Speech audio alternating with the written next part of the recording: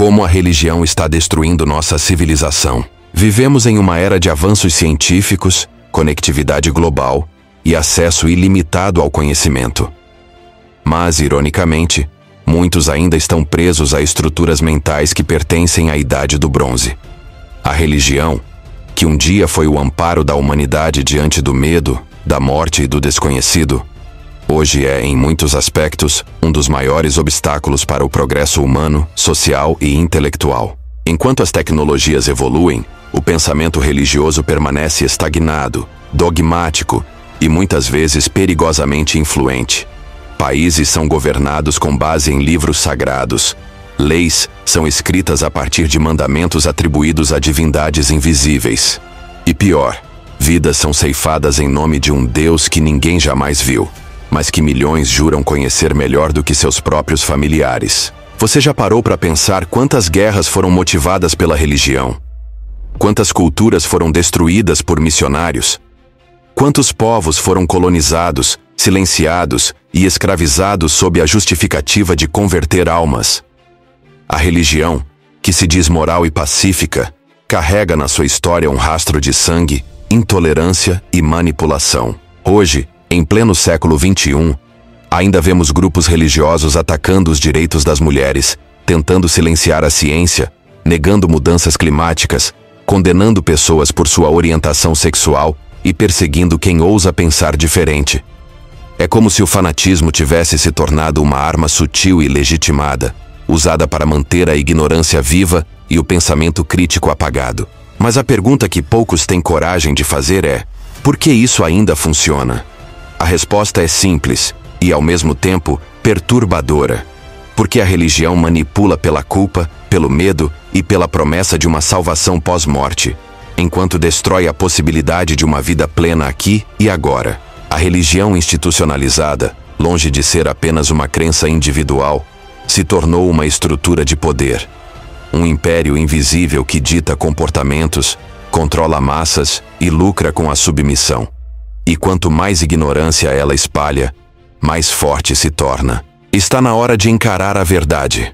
A religião como conhecemos não está salvando a humanidade. Está nos atrasando, está nos dividindo, está destruindo nossa civilização, lentamente, de dentro para fora. E se você acha que isso é exagero, então continue comigo, porque o que vem a seguir pode mudar tudo o que você pensava saber. Religião e guerra. A fé que mata. Desde os tempos antigos até os conflitos modernos, a religião tem sido uma das justificativas mais usadas para a violência. Cruzadas, jihades, inquisições, perseguições religiosas. Quantas guerras foram travadas em nome de um Deus que supostamente prega a paz? A história é clara. A religião não apenas alimenta divisões, ela as sacraliza. Ela transforma diferenças em pecados, opositores em hereges e dissidentes em inimigos de Deus. E isso é extremamente perigoso. Porque quando se acredita estar agindo sob ordens divinas, não há mais limites éticos. Matar, torturar, queimar, destruir. Tudo vira vontade de Deus. A fé cega é a única ideologia que consegue transformar um ser humano comum em uma arma viva. A religião, ao invés de unir, muitas vezes separa. E onde há separação, nasce o conflito. Será que um Deus verdadeiro realmente precisaria de sangue para provar sua existência?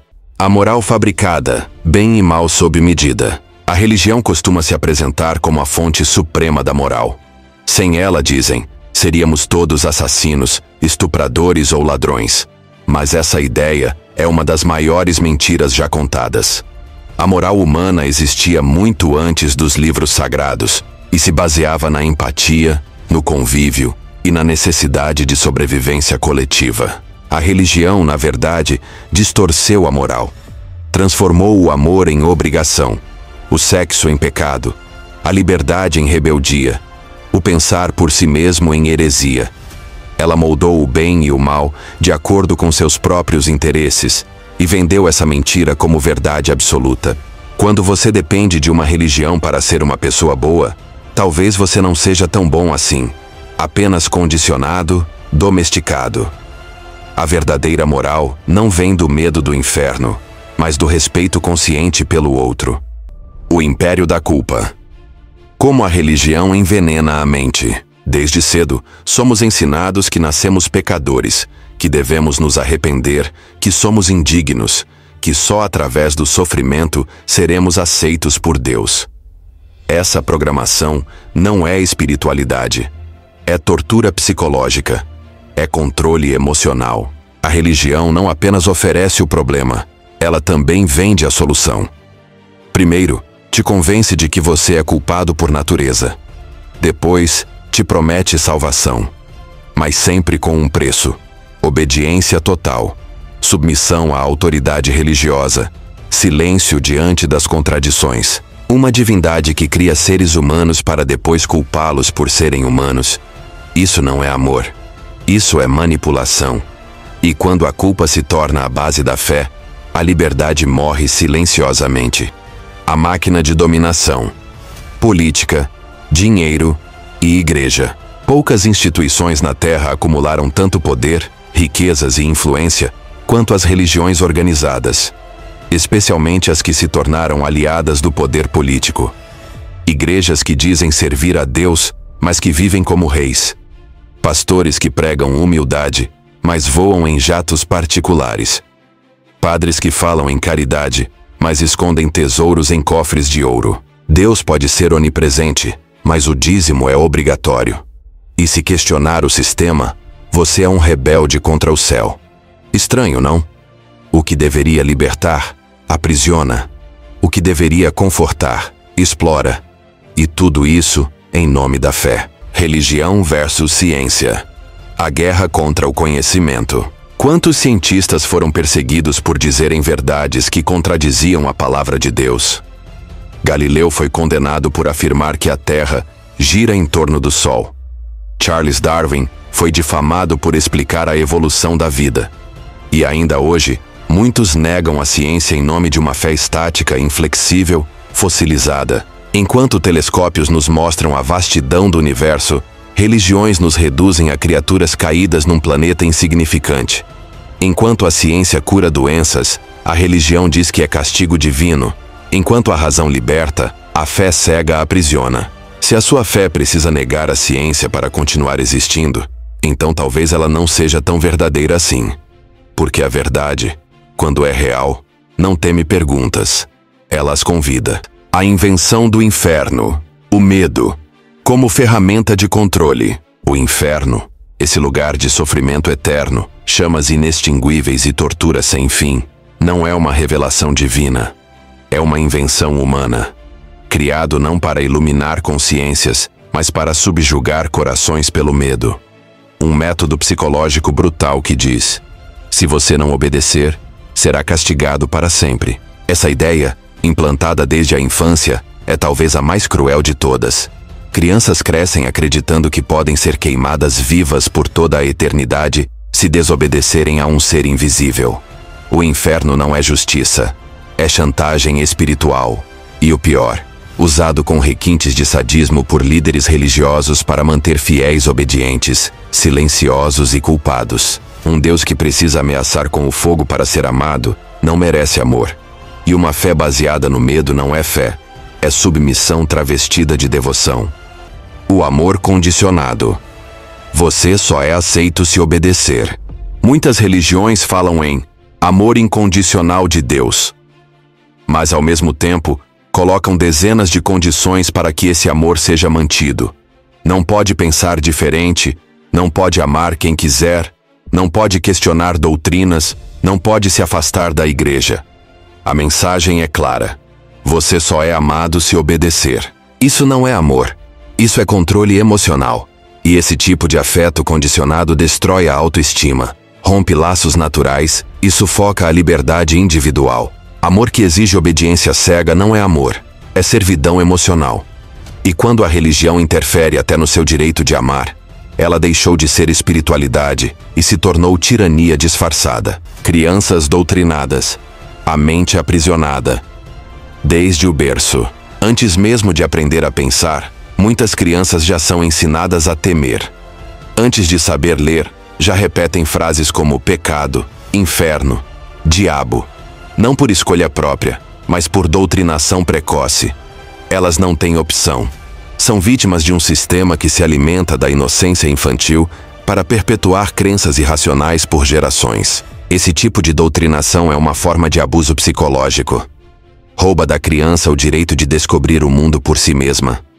Condiciona sua mente a ver culpa onde há curiosidade, pecado onde há descoberta, vergonha onde há humanidade.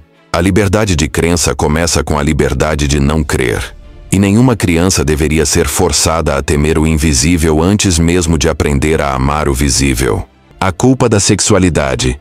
O corpo como pecado. Quantas pessoas cresceram odiando seus corpos, suas vontades, seus desejos? Porque a religião disse que isso era impuro.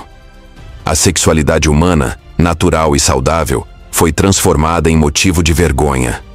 Religiões ensinaram que o prazer é pecado, que o desejo é fraqueza, que o corpo é sujo. O resultado? Gerações inteiras de adultos reprimidos, infelizes, frustrados e carregando uma culpa que nunca deveriam ter sentido. Uma sexualidade doente, escondida, reprimida e às vezes até violenta, justamente por não ter sido acolhida com naturalidade. Um Deus que condena o prazer que ele mesmo criou é um Deus contraditório. E quando a religião combate o corpo, ela combate a própria natureza humana. A promessa do paraíso.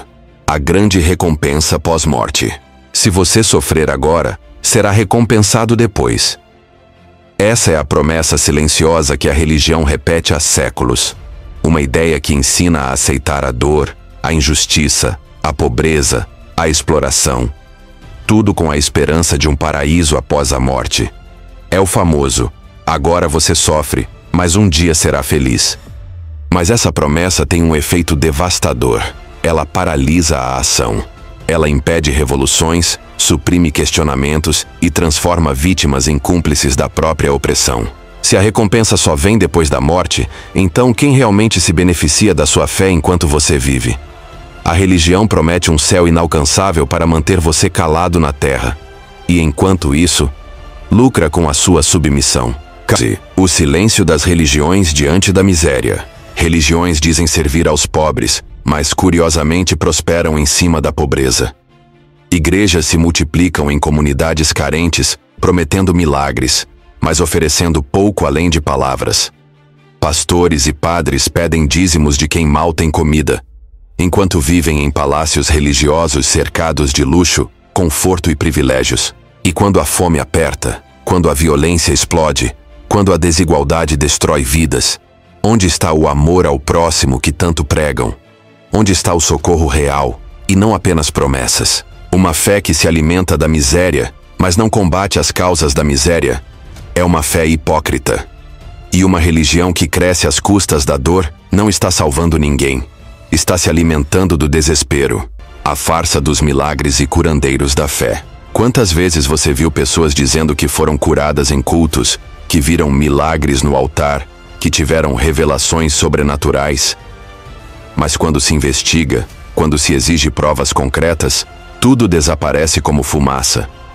Milagres religiosos costumam ser vagos, emocionais e impossíveis de verificar. E ainda assim, são vendidos como verdade absoluta. Na realidade, muitos desses milagres são encenações. Muitos líderes religiosos vivem do show da fé. Um teatro emocional que manipula mentes frágeis em troca de dinheiro, status e poder. Se o milagre só acontece onde há câmera, palco e plateia, talvez ele nunca tenha acontecido. A fé verdadeira não precisa de espetáculo. E o milagre mais perigoso é aquele que cega, e não o que cura. Por que Deus nunca intervém? Milhões oram diariamente pedindo paz, cura, justiça, salvação. Mas as guerras continuam. As doenças matam. As tragédias seguem acontecendo. E a pergunta que ninguém quer responder é: onde está Deus? Por que ele permanece em silêncio? Por que não impediu genocídios? Por que crianças inocentes morrem todos os dias sem nenhuma explicação? A resposta mais comum dos líderes religiosos é sempre vaga. Os caminhos de Deus são misteriosos. Ou então, é um teste. Mas testes que matam inocentes? Que tipo de divindade jogaria com vidas humanas? Se um pai terreno deixasse seus filhos sofrerem em silêncio, seria chamado de negligente ou cruel. Mas quando um Deus faz o mesmo, chamam isso de sabedoria divina. A lógica se perde quando a fé exige cegueira. A engenharia do medo no púlpito. Pastores gritam, padres dramatizam, apóstolos ameaçam. Deus vai pesar a mão. Você está brincando com o Espírito Santo. O fim está próximo. Essa linguagem não é espiritual, é terrorismo psicológico. É o uso estratégico do medo para dominar mentes vulneráveis. O púlpito virou palco. O altar virou tribunal. E o amor virou ameaça. As religiões modernas funcionam como indústrias do medo. Vendem pânico e oferecem alívio, num ciclo vicioso que nunca termina. Quanto mais medo você sente, mais fiel você se torna. Quanto mais fiel, mais submisso. E quanto mais submisso, mais fácil de controlar. O medo é a arma mais antiga do mundo. E quando usado como doutrina, ele não salva. Ele escraviza. A verdadeira espiritualidade liberta. Se aprisiona, não vem de Deus. Deus ou Estado? Quem realmente governa? Em muitos países, a separação entre igreja e Estado é só uma fachada. Religiões interferem em políticas públicas, bloqueiam avanços em direitos humanos, censuram debates, impõem dogmas sobre corpos, famílias e educação. Políticos se aliam a líderes religiosos para conquistar votos. E o que era para ser democracia, vira teocracia disfarçada. Quando dogmas religiosos moldam leis civis, perdemos a liberdade. O Estado deixa de proteger todos e passa a privilegiar uma crença específica. Isso destrói a igualdade, a laicidade e a própria justiça. Quando um livro sagrado se torna mais forte que a Constituição, não temos mais uma nação. Temos um culto, e nesse culto, quem pensa diferente é herege, não cidadão. O ciclo vicioso da ignorância religiosa. Religiões tradicionais não incentivam o questionamento. Elas punem. Não estimulam a curiosidade. Elas controlam. E assim, criam um ciclo de ignorância. Crianças são doutrinadas, crescem sem nunca questionar. Se tornam adultas que repetem os mesmos dogmas e criam filhos que herdam a mesma prisão. O conhecimento, quando filtrado pela fé cega, se torna deformado. A história é reescrita, a ciência é negada, a realidade é adaptada às escrituras. E qualquer tentativa de romper esse ciclo é vista como rebeldia espiritual. A ignorância religiosa não é apenas falta de conhecimento, é recusa voluntária de enxergar além. E enquanto esse ciclo não for rompido, a civilização continuará presa ao passado, com medo de um inferno que nunca existiu. O lucro da fé. A indústria bilionária da religião. Religiões se apresentam como entidades espirituais, mas funcionam como corporações. A diferença? Não pagam impostos. Igrejas acumulam terrenos, templos luxuosos, aviões particulares, redes de TV, editoras, gravadoras e até partidos políticos. E tudo isso financiado com o dinheiro da fé. O dízimo virou negócio. O evangelho virou marca. A salvação virou produto. E os fiéis continuam ofertando, esperando bênçãos que quase nunca chegam. Enquanto isso, os donos da fé enriquecem em cima da miséria emocional, espiritual e financeira do povo. Se a religião fosse mesmo desinteressada, por que lucraria tanto?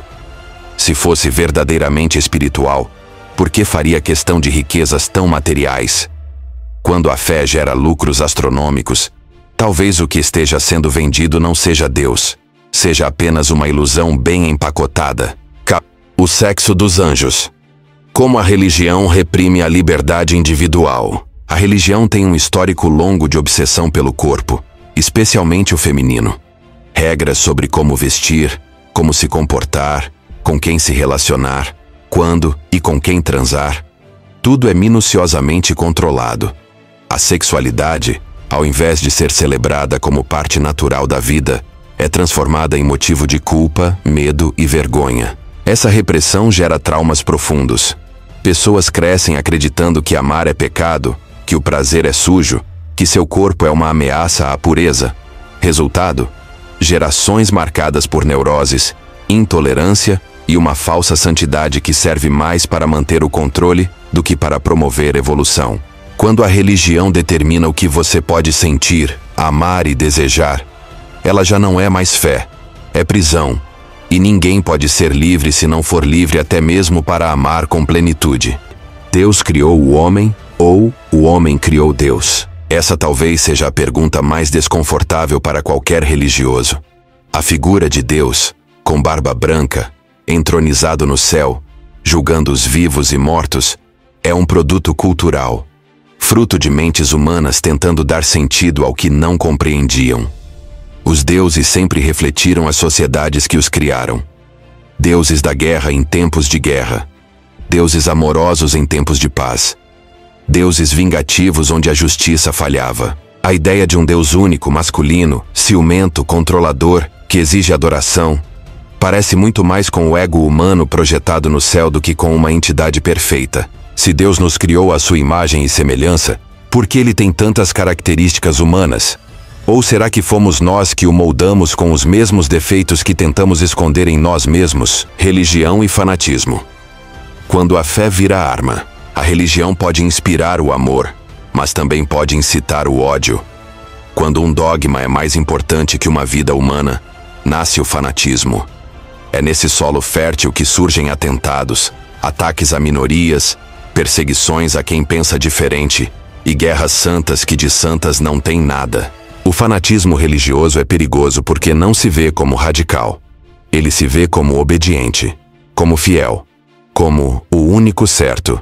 E por isso, acredita que qualquer atrocidade é justificável, desde que em nome de sua fé. A fé que não aceita ser questionada se torna tirania. E a religião que prega amor, mas espalha medo, deixa de ser ponte com o divino e se transforma em arma política, moral e cultural de destruição em massa. Por que o mundo precisa superar a religião para evoluir? Não se trata de destruir a espiritualidade, mas de libertá-la da prisão religiosa. Espiritualidade é liberdade interior. Religião, muitas vezes, é obediência externa.